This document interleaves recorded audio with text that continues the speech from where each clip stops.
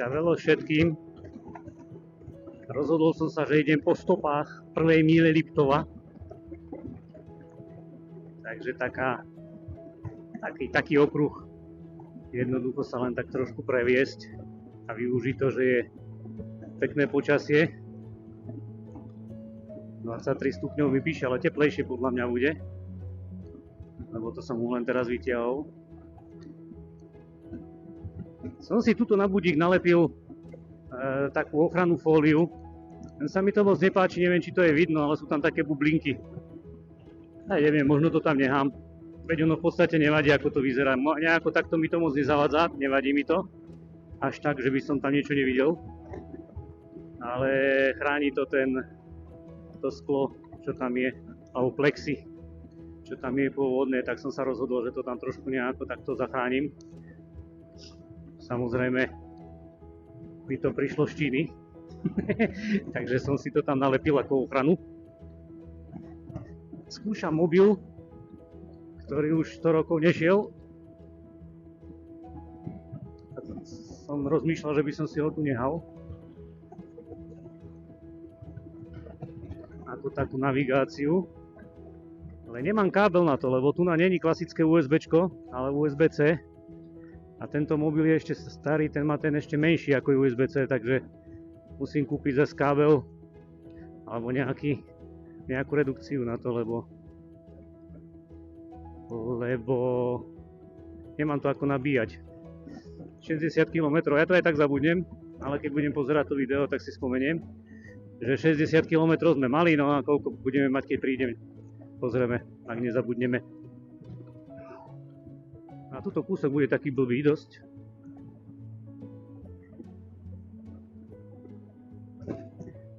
To prdele, to mňaž na to plexi buklo. Aj keď mám pocit, že ten skúter si ide ako chce. Ale tak toto bol trošku dole kopček, tak to preto on začal zrýchlovať. Keď sme tadeto šli vtedy v tej kolóne, keď vravím, že idem po stopách prvej míle Liptova 2024, aby som to upresnil, tak sme išli maximálne nejakých 40-50 tadeto. Takže tu to človek až tak nevnímal tie hrby. Lebo to nebolo až takéto kopcovité. Teda bolo, ale keď ide človek 50, je to úplne iné. Teraz ide 110. A mám ešte volu na tom plyne a ja ho nechcem pridávať, lebo bola včera havárka na červenom kúte. Tuto je tá križovatka taká, ono nie je, že by bola blbá, len asi by som povedal, že nie všetci vodiči poznajú dopravné značky, čo je smutné. Lebo no, tu keď vám nedá prednosť. Ja idem teraz doľava, som na hlavnej. Keď vám nedá prednosť tuto, tak proste streli do vás a čau. Tam už nie je šance. No a tu máme kopček, ale není problém. Tu musím ešte dokonca ubrať, lebo nechcem, aby ma to tu nejak vynášalo. Ale tá motorka to drží, krásne si drží tú stopu. To som už spomínal, že mám pocit, že oproti tej Kawasaki to drží lepšie tú stopu. Ja si myslím, že na tej motorke nejdem teraz preto, aby som sa niekam ponáhľal a lámal rekordy. Ale o tom, že si teraz pozriem, okolo seba sa pozerám, hej. Pozriem si prírodu, pozriem si hadedinku. No.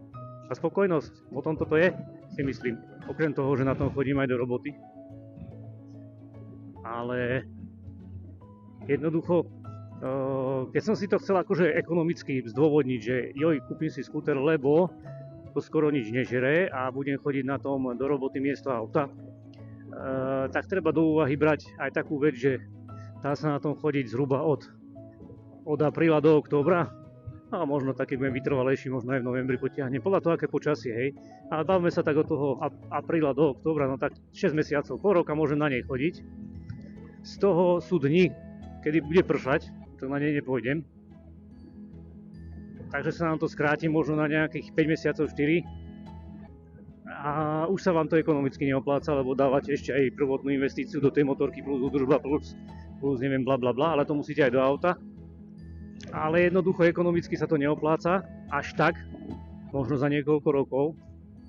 Ale jednoducho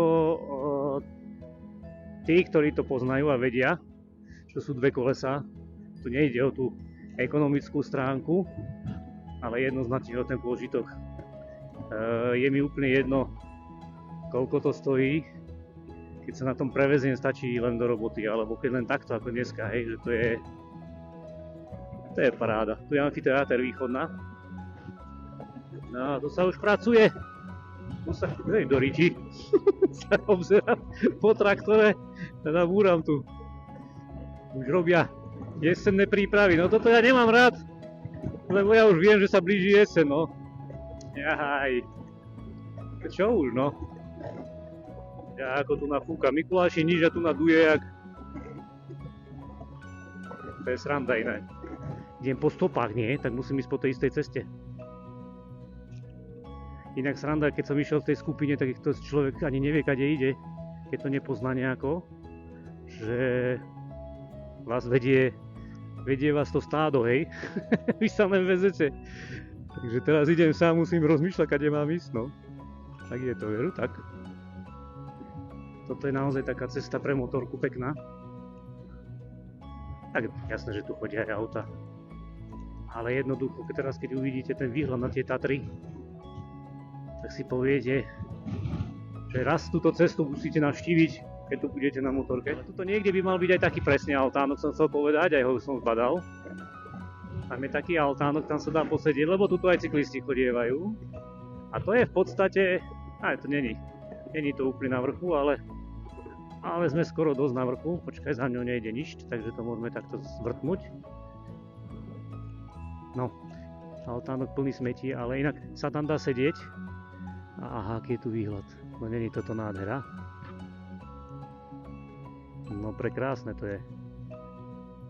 A keď si tak človek povie, si myslí, že aké sú tie Tatry obrovské, ale tak sú... Prečo je tu slepá ulica?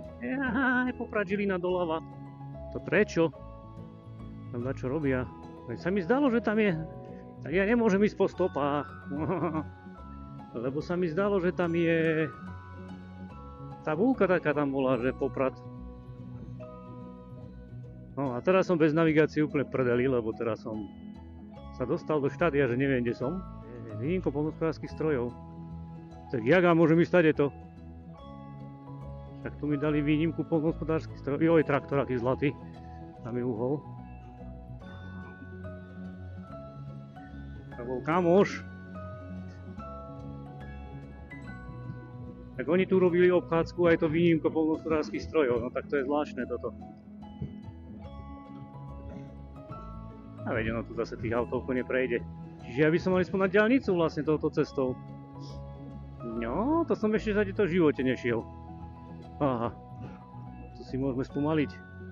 Diaľnica pekne, jedna strana, druhá strana. No, tady to som ešte veru nešiel. Dobre, teraz sme dačo videli. Lenže ja sa dostanem asi na diaľnicu, nie? Či? Počkaj, ešte hen tam ide nejaká cesta. Aha, tuto, doprava. Doprava, dopravíčka. No dobre, tak ideme tady to. Smer na Tanská Štrba. to sa mi páči, to mi pripomenulo ako cez polný orientačný beh sa to volalo, nie? Čiže takéto šípky kadejaké na papieri napísané. Dobre, paráda. Ale cesta je tu perfektná, krásna. No nádhera. Tady to som teda ešte nešiel a tu je tiež krásny výhľad na Tatry, no tak toto mám za odmenu dneska. No vidíš, dobre, že tam tú cestu zavreli, lebo toto by som neobjavil. Lebo toto je normálne obchádzková cesta. Sranda. A tu som si mohol fotku urobiť.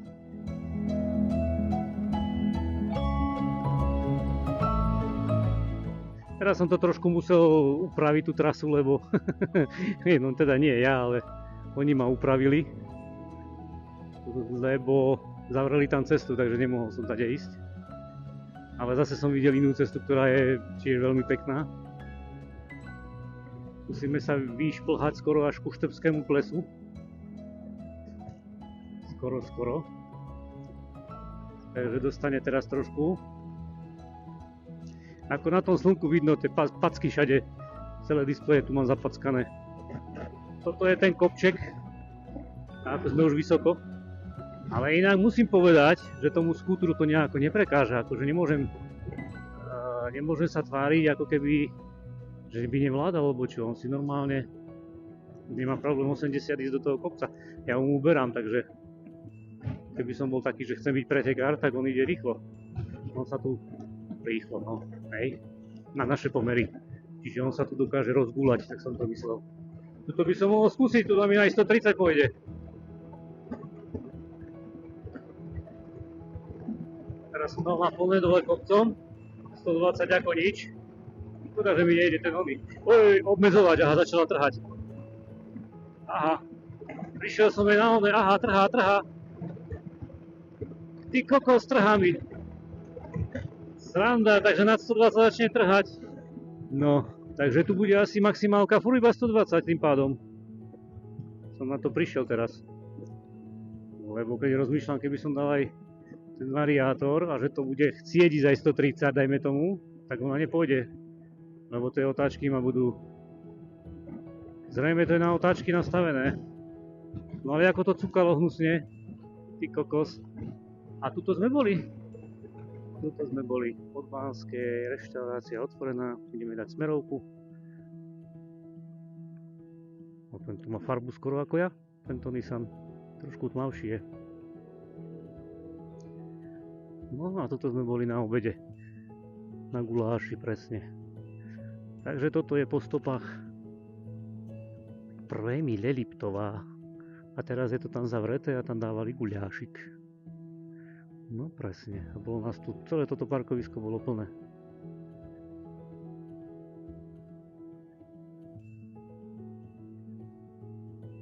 Takže tak. Takže sme to videli, čo sme chceli vidieť.